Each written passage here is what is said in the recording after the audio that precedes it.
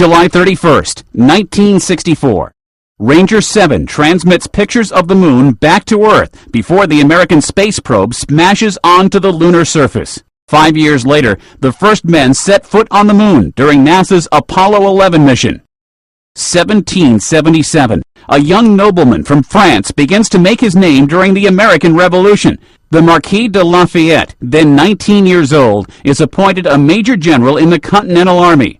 The following year, France formally sides with the American colonists against the British.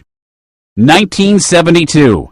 Missouri Senator Thomas Eagleton withdraws as Democratic presidential candidate George McGovern's running mate. The move follows the disclosure that Eagleton had been hospitalized for psychiatric treatment in the 1960s and twice received electroshock treatment for depression. My personal feelings are secondary to the necessity to unify the Democratic Party and to elect George McGovern as the next president of the United States.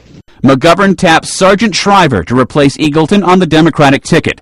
That fall, they lose to President Richard Nixon in a landslide.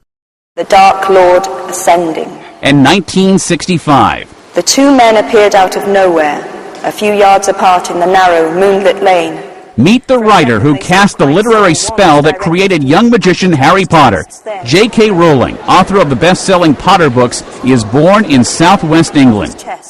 Today in history, July 31st. Ed Donahue, The Associated Press.